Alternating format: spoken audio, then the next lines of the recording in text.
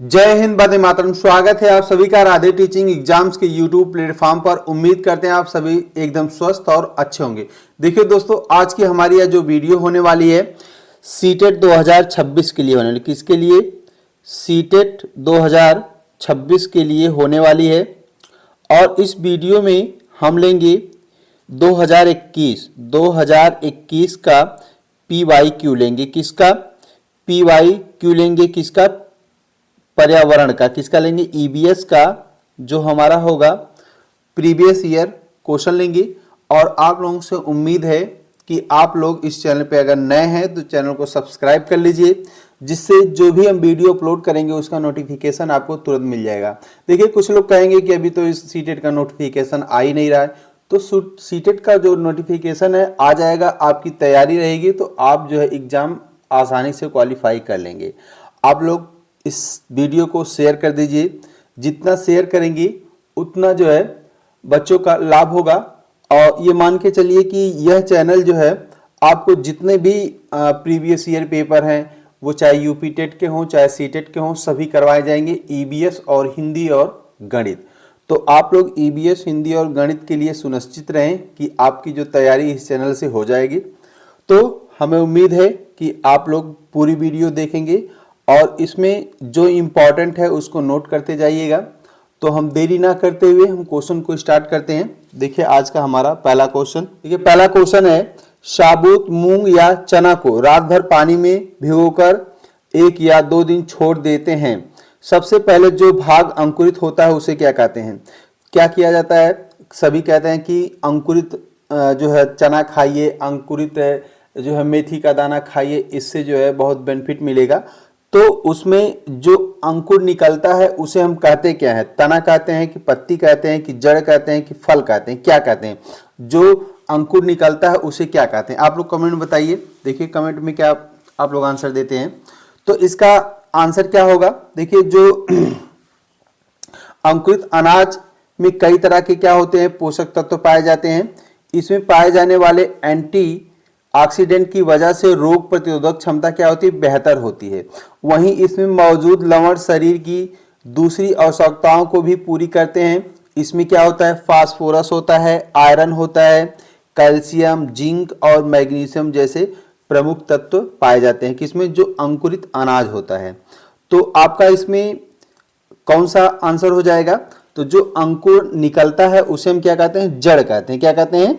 जड़ कहते हैं। तो आपका ऑप्शन कौन सा हो जाएगा? सी हो जाएगा।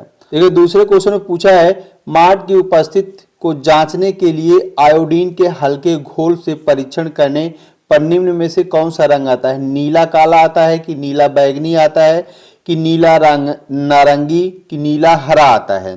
तो देखिए, मार्ट की उपस्थिति को जांचने के लिए आयोडीन के हल्के घोल से परीक्षण करने पर कौन सा रंग प्राप्त होता है? नीला रंग प्राप्त होता है। मांड परीक्षण एक आसान परीक्षण है जिसमें खाद्य पदार्थ पर तनु आयोडीन का घोल डाला जाता है। यदि मांड अनुपस्थित है तो आयोडीन का घोल पीले रंग या नीले या नारंगी रंग का ही बना रहता है, परंतु जब मांड उपस्थित होता है तो नीला या काला रंग दिखता है। तो आपका ऑप्शन कौन सा हो जाएगा? इसमें नीला या काला रंग होगा। तो ऑप्शन पहला हो जाएगा। क्या होगा? ए आपका ऑप्शन सही हो जाएगा। ये तीसरा क्वेश्चन है, बहुत इंपॉर्टेंट क्वेश्चन है। इसमें पूछा है कि बेरी बेरी नामक रोग किस विटामिन की कमी से होता है? विटामिन B12 की कमी से होता है कि विटामिन B2 के कि विटामिन B1 कि विटामिन B3?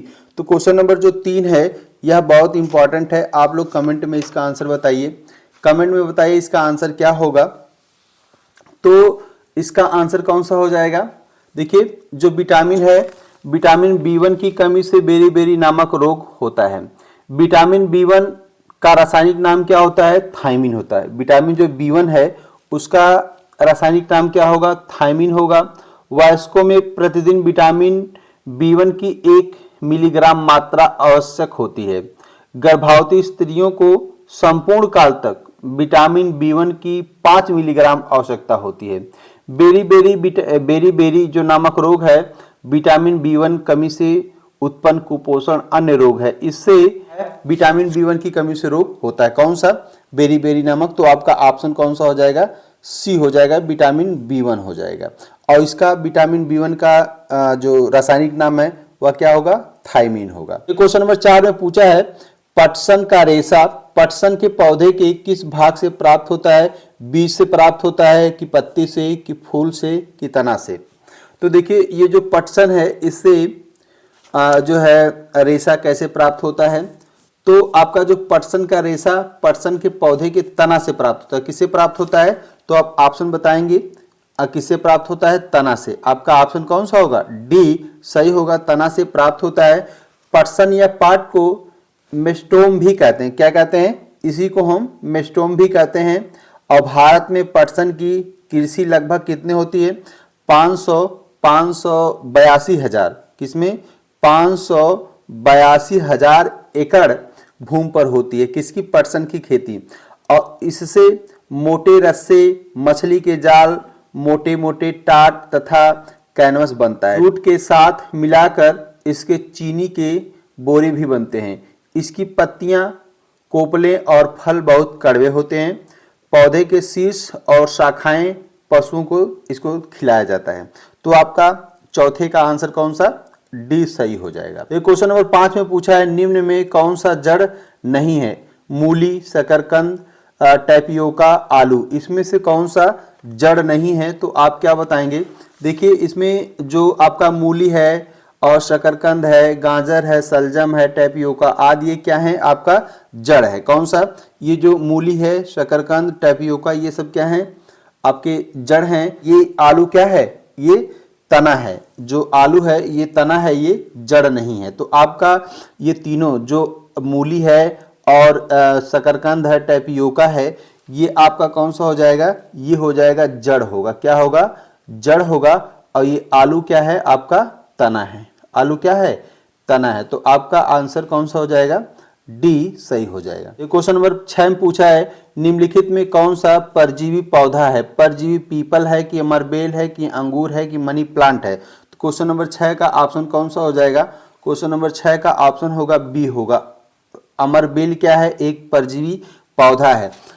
यह एक प्रकार की लता है जो बबूल, कीकर, बेर पर एक पीले जाल के रूप में लिपटी रहती है। इसको आकाश बेल, अमरबेल, अमरपल्ली भी कहते हैं।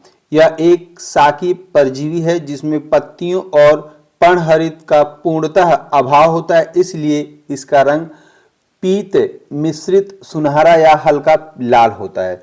तो आपका 6 का ऑप्शन कौन सा हो जाएगा, बी होगा, अमरबेल होगा। क्वेश्चन नंबर 7 में पूछा है निम्न में से किन पौधों के बीज पशुओं द्वारा विस्थापित होते हैं, सहजन के होते हैं कि मैपल के कि आक कि आम। तो क्वेश्चन नंबर 7 का ऑप्शन कौन सा हो जाएगा, इसमें क्वेश्चन नंबर 7 का ऑप्शन होगा आम होगा। क्या होगा, डी हो जाएगा। क्वेश्चन नंबर 8 में पूछा है निम्नलिखित में किसको बीज पात्र कहते हैं, किसको बीज पात्र कहते हैं, बीज बीजावरण को कि भ्रूण को कि बीज पत्ती को कि बीज अंडद्वार को। तो क्वेश्चन नंबर 8 है, इसका आंसर क्या होगा, आप लोग इसका आंसर बताइए कमेंट में।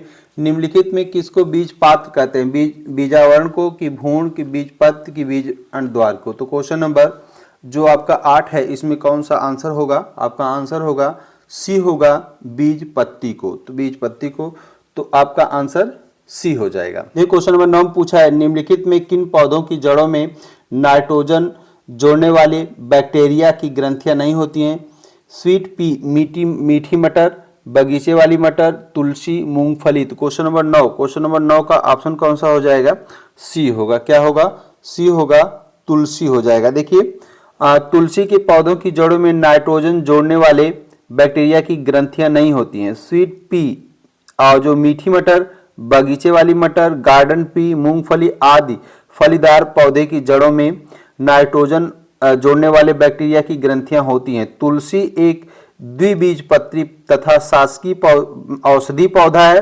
तुलसी का पौधा हिंदू धर्म में पवित्र माना जाता है और लोग इसे अपने घर के आंगन या दरवाजे पर या बाग में लगाते हैं। तो ये इसमें आपका जो स्वीट पी या मीठी मटर है इसमें, और गार्डन पी और इसमें मूंगफली, इसमें जो है आपके नाइट्रोजन जोड़ने वाले बैक्टीरिया क्या होते हैं और इसमें जो तुलसी है तुलसी में नहीं होते हैं। तो आपका ऑप्शन कौन सा, सी सही हो जाएगा। क्वेश्चन नंबर 10 में पूछा है पत्ती में सिराओं एवं छोटी सिराओं की व्यवस्था का नाम क्या है? पटल, सिरा विन्यास, मध्य सिरा, वृंत या पर्ण वृंत। तो क्वेश्चन नंबर 10 का ऑप्शन कौन सा हो जाएगा आपका? इसमें ऑप्शन क्या होगा? बी हो जाएगा। क्या होगा? बी होगा, सिरा विन्यास हो जाएगा। क्वेश्चन नंबर 11 में पूछा निम्न में कौन सा जीवाश्म ईंधन नहीं है? इसमें से पूछा है जीवाश्म ईंधन नहीं है, कोयला है कि लकड़ी की, पेट्रोलियम की, प्राकृतिक गैस। देखिए जो लकड़ी जीवाश्म ईंधन नहीं है, क्या है? लकड़ी जीवाश्म ईंधन नहीं है, जबकि कोयला, पेट्रोलियम, प्राकृतिक गैस जीवाश्म ईंधन के अंतर्गत आते हैं। काष्ठ या लकड़ी का एक कार्बनिक पदार्थ है जिसका उत्पादन वृक्षों के तनों में पारवर्धी जाइलम के रूप में होता है। तो क्वेश्चन नंबर 11 का बी सही हो जाएगा, लकड़ी हो जाएगा। क्वेश्चन नंबर 12 में पूछा है निम्न में कौन सा ऊर्जा का परंपरागत स्रोत है? परंपरागत कौन सा स्रोत है? तो क्वेश्चन नंबर 12 का ऑप्शन कौन सा हो जाएगा? इसमें आप लोग ऑप्शन बताइए। तो परंपरागत जो स्रोत है वह कौन सा हो जाएगा? जीवाश्म ईंधन, डी हो जाएगा। क्वेश्चन नंबर 13 में पूछा है पौधों के ऊपरी भागों से वाष्प के रूप में जल की छति को कहते हैं? प्रकाश संश्लेषण कहते हैं कि वृद्धि की, श्वसन की, वाष्पोत्सर्जन। क्वेश्चन नंबर 13 का ऑप्शन कौन सा हो जाएगा? देखिए पौधों के ऊपरी भागों से वाष्प के रूप में जल की छति को वाष्पोत्सर्जन कहते हैं। क्या कहते हैं? वाष्पोत्सर्जन कहते हैं। पेड़ पौधे मिट्टी से जिस जल का अवशोषण करते हैं उसके केवल थोड़े से अंश का ही पादप द्वारा उपयोग होता है। शेष अधिकांश जल पौधों द्वारा वाष्प के रूप में बाहर निकल जाता है। वाष्पोत्सर्जन पौधे के माध्यम से होने वाले पानी के अवगमन और इसके हवाई भागों से वातावरण में होने वाले वाष्पीकरण की प्रक्रिया है। तो इसमें आपका ऑप्शन कौन सा हो जाएगा? 13 का डी होगा, वाष्पोत्सर्जन हो जाएगा। क्वेश्चन नंबर 14 में पूछा है हिमालय में एप्पल एक औषधीय पौधा है जो उच्च क्षेत्र में पाया जाता है, इसे किस समूह में रखे हैं? अनस्थानिक, प्रचुर या स्थानिक या संकट संपन्न। तो क्वेश्चन नंबर 14 का ऑप्शन कौन सा हो जाएगा? इसमें आपका ऑप्शन होगा सी होगा। क्या होगा? सी होगा, अस्थानिक हो जाएगा। अब आइए देखते हैं नेक्स्ट क्वेश्चन। क्वेश्चन नंबर 15 में पूछा है हमारे सौर मंडल में कौन सा ग्रह पृथ्वी से छोटा है? कौन सा ग्रह पृथ्वी से छोटा है? मंगल है कि बृहस्पति है कि बुध है कि शनि है? तो देखिए हमारे सौर मंडल में 8 ग्रह हैं। हमारे सौर मंडल में कितने ग्रह हैं? 8 ग्रह हैं। बुध, शुक्र, पृथ्वी, मंगल, बृहस्पति, शनि, यूरेनस, अरुण और नेपच्यून। वरुण ग्रह जिसमें पृथ्वी से छोटे 3 ग्रह हैं। बुध, शुक्र, कौन से पृथ्वी से छोटे कौन कौन से हैं? एक बुध है, कौन सा? आपका बुध होगा और शुक्र होगा। कौन सा? शुक्र। और क्या है? बुध, शुक्र, मंगल और मंगल। ये तीनों ग्रह क्या हैं? पृथ्वी से आपके छोटे हैं। तो इसमें आपका ऑप्शन जो दे दिया है इसमें मंगल भी दिया है और कौन सा दिया है? बुध भी दिया है। तो ये दोनों क्या है? पृथ्वी से छोटे हैं। ये पृथ्वी से आपका छोटे हैं। तो इसका जो आंसर है आयोग ने क्या माना है? इसका आयोग ने आंसर सी माना है, जबकि आंसर इसका कौन सा होगा? मंगल और बुध दोनों सही होगा। तो आप लोग क्या करेंगे? मंगल और बुध दोनों जानते रहिए और तीसरा क्या जानेंगे? शुक्र भी क्या है? पृथ्वी से छोटा है।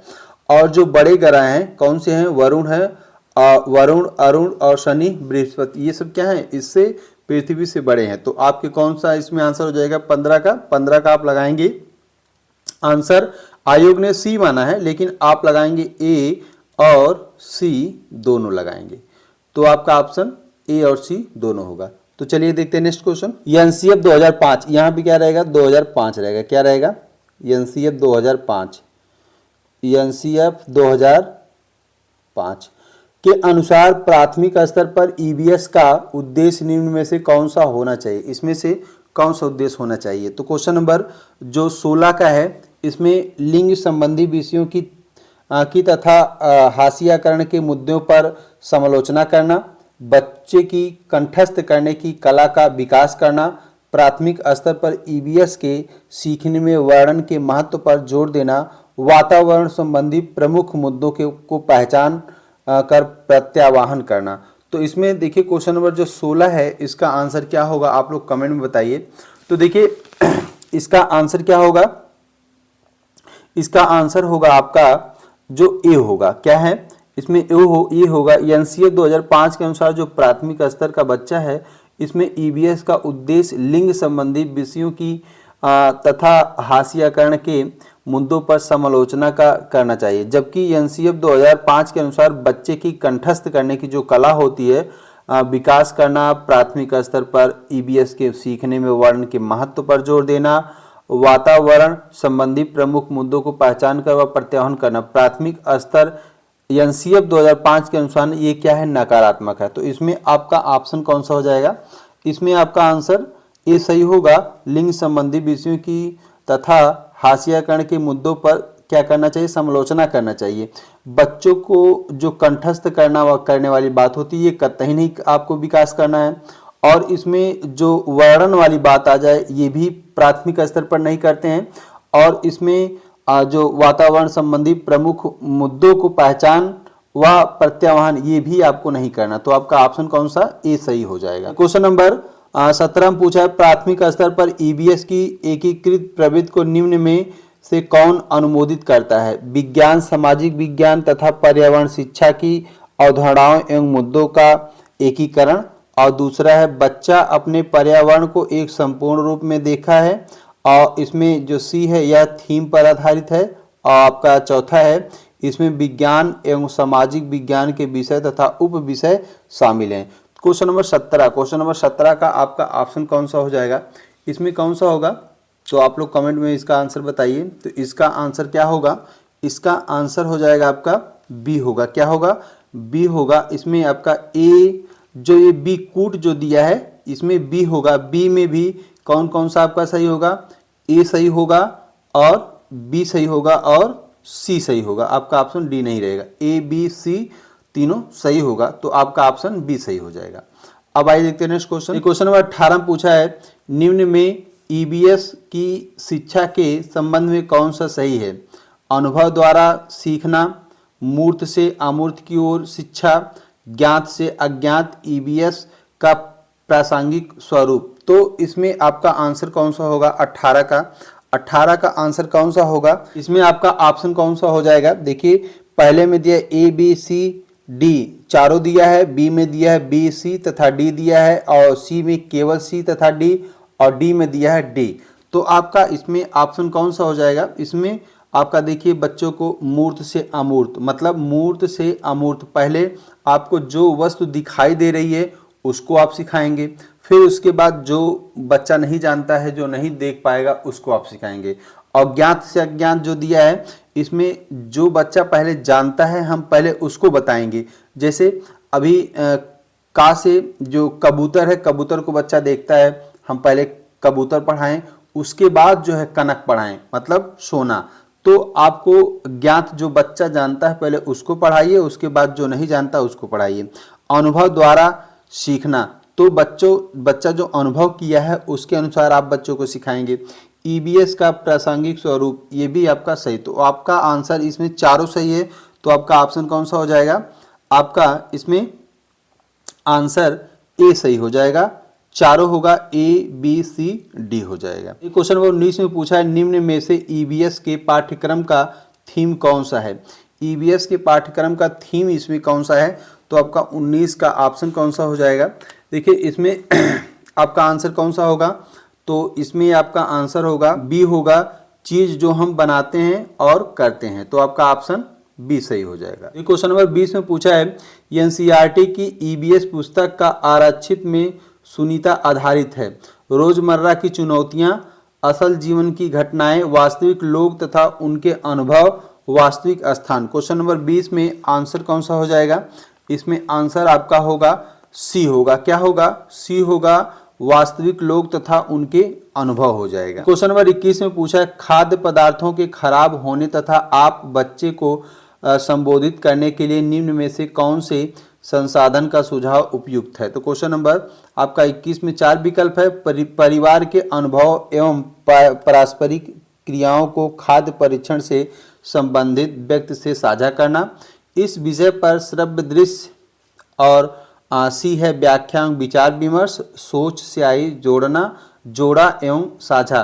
तो इसमें क्वेश्चन नंबर आपका जो 21 है, इसका ऑप्शन कौन सा हो जाएगा? इसका ऑप्शन होगा ए सही हो जाएगा। क्या होगा? ए सही होगा आपका परिवार के अनुभव एवं पारस्परिक क्रियाओं को खाद्य परीक्षण से संबंधित व्यक्ति से साझा करना, आपका ए सही हो जाएगा। क्वेश्चन नंबर 22 में पूछा है ईबीएस में एक शिक्षक निम्न में से किसके अंतर्गत स्वच्छता अभियान चला सकता है? प्रोजेक्ट, परियोजना कार्य, प्रदत्त कार्य, क्षेत्र भ्रमण, प्रयोगात्मक कार्य। तो क्वेश्चन नंबर 22 का ऑप्शन कौन सा हो जाएगा? देखिए, जो ईबीएस में एक शिक्षक स्वच्छता अभियान प्रोजेक्ट कार्य द्वारा चला सकता है। इसमें किसी लक्ष्य की प्राप्ति हेतु विस्तृत कार्य योजना बनाई और कार्यान्वित की जाती है, उसे प्रोजेक्ट कहते हैं। इसके अंतर्गत पूरे कार्य को छोटे छोटे कार्यों के रूप में विभक्त करके उसका समयबद्ध क्रम प्रस्तुत किया जाता है। तो आपका ऑप्शन कौन सा हो जाएगा? 22 का आपका ऑप्शन ए सही होगा, प्रोजेक्ट कार्य हो जाएगा। ये क्वेश्चन नंबर 23 में पूछा है एनसीईआरटी ईबीएस के अध्याय 15 कक्षा 5 में उसी से ठंडा उसी से गर्म नामक डॉक्टर जाकिर हुसैन द्वारा रचित एक कहानी का प्रयोग किया गया है। इस कहानी का मुख्य उद्देश्य विकसित करना है। जल चक्र के प्रत्यय का संघनन की प्रक्रिया, प्राथमिक स्तर पर सांस लेने और छोड़ने की प्रक्रिया की समझ और छात्रों की रुचियां। ये देखिए बहुत इंपॉर्टेंट क्वेश्चन है। इस क्वेश्चन को एग्जाम में किसी न किसी तरीके से पूछ लिया जाता है। तो आपका ऑप्शन इसमें कौन सा हो जाएगा? तो इसमें आपका आंसर होगा सी होगा, प्राथमिक स्तर पर सांस लेने और छोड़ने की प्रक्रिया की समझ हो जाएगा। देखिए क्वेश्चन नंबर 24 में पूछा है ईबीएस की शिक्षा में रचनात्मक मूल्यांकन का संचालन करने का सबसे उपयुक्त उद्देश्य क्या है? 4 विकल्प है, चारों में से आपको एक ऑप्शन चूज करना है। विद्यार्थियों की मात्रात्मक एवं गुणात्मक प्रगति को संबोधित करना, विद्यार्थियों की विषयानुसार प्रगति का आकलन करना, विद्यार्थियों को अंक एवं श्रेणी देना, विद्यार्थियों को अगली कक्षा में पदोन्नत करना। तो देखिए क्वेश्चन नंबर जो 24 है, 24 का ऑप्शन आपका कौन सा सही होगा? देखिए देखने में तो लगेगा कि सब सही है, सीटेट ऐसा क्वेश्चन सेट करता है कि लगता है कि सभी क्या है? सही है। देखिए जो विद्यार्थी की मात्रात्मक एवं गुणात्मक प्रगति को संबोधित करना, ये आपका सही है, इसको अभी रहने दें। दूसरा विकल्प है विद्यार्थियों की विषयानुसार प्रगति का आकलन करना। देखिए जो विषय अनुसार है ये कभी आकलन नहीं मतलब किया जाता, ये आपका गलत होगा। विद्यार्थियों को अंक एवं श्रेणी देना, देखिए सीटेट में अगर अंक देना और श्रेणी की बात करें तो वह विकल्प कतई सही नहीं होगा। पदोन्नत करने के लिए अगर कहे तो ये भी आपका ऑप्शन नहीं होगा। तो ऑप्शन कौन सा होगा? आपका ए सही हो जाएगा, विद्यार्थियों की मात्रात्मक एवं गुणात्मक प्रगति को संबोधित करना, आपका ऑप्शन ए सही हो जाएगा। क्वेश्चन नंबर 25 में पूछा है ईबीएस का शिक्षक सदैव अपने पास एक डायरी व कलम रखता है तथा अपने छात्रों के प्रतिदिन के अर्थपूर्ण एवं दिलचस्प व्यवहार का अवलोकन करता है। शिक्षक प्रयोग करता है दृष्टांत, वर्णन उपकरण, पोर्टफोलियो, कर्म निर्धारण मापनी और चेकलिस्ट। तो इसमें क्वेश्चन नंबर जो 25 है इसका ऑप्शन क्या होगा? ए हो जाएगा। अब आइए देखते हैं नेक्स्ट क्वेश्चन। क्वेश्चन नंबर 26 में पूछा है निम्न में कौन सा ईबीएस की आकलन का एक सूचक हो सकता है? तो क्वेश्चन नंबर 26 का आपका ऑप्शन कौन सा होगा? ए सही होगा। ए बी क्या होगा? ए बी अवलोकन और सहयोग। अब आइए देखते हैं नेक्स्ट क्वेश्चन। क्वेश्चन नंबर 27 में पूछा है पर्यावरण अध्ययन के शिक्षक की अपनी कक्षा में वास्तविक चुनौती है। विद्यार्थियों को सूचना देना, विद्यार्थियों को कार्य पत्रक देना, विद्यार्थियों को सीखने का अवसर देना, गृह कार्य देना। क्वेश्चन नंबर 27 का ऑप्शन कौन सा होगा? आप लोग कमेंट में इसका आंसर बताइए, इसका आंसर क्या होगा? तो इसका आंसर क्या होगा आप लोग कमेंट में बताइए। तो इसका आंसर हो जाएगा आपका सी होगा। क्या होगा? सी होगा, विद्यार्थियों को सीखने का अवसर देना। तो क्वेश्चन नंबर 28 में पूछा है निम्नलिखित में से क्या पर्यावरण अध्ययन के सीखने का प्रभावशाली संसाधन है? कविताएं और कहानियां, पर्यावरण शिक्षा की पाठ्यपुस्तक, कार्यपत्रक, दृश्य। क्वेश्चन नंबर 28 का ऑप्शन कौन सा हो जाएगा? देखिए जो पर्यावरण के लिए रोचक जो हो जाएगा, प्रभावशाली होगा, वह होगा कविताएं और कहानियां हो जाएगा। क्वेश्चन नंबर 29 में पूछा है निम्नलिखित में से क्या पर्यावरण अध्ययन की पाठ्यपुस्तकों के अतिरिक्त एक महत्वपूर्ण संसाधन हो सकता है? समुदाय के सदस्य, पठन सामग्री, विज्ञान प्रयोगशाला, संसार का मानचित्र। क्वेश्चन नंबर 29 का ऑप्शन कौन सा हो जाएगा? देखिए इसमें आपका आंसर कौन सा होगा? ए सही हो जाएगा। पर्यावरण अध्ययन की पुस्तकों, पाठ्य पुस्तकों के अतिरिक्त समुदाय के सदस्य एक महत्वपूर्ण संसाधन हो सकता है, क्योंकि समुदाय के साथ अन्योन्य क्रियाओं का अवसर प्रदान होता है। बच्चों को विभिन्न लोगों के प्रति संवेदनशील बनना होता है। सूचना को प्रत्यक्ष प्राप्त करने का अवसर प्रदान करना इत्यादि समुदाय के द्वारा संभव है। तो आपका ऑप्शन कौन सा हो जाएगा?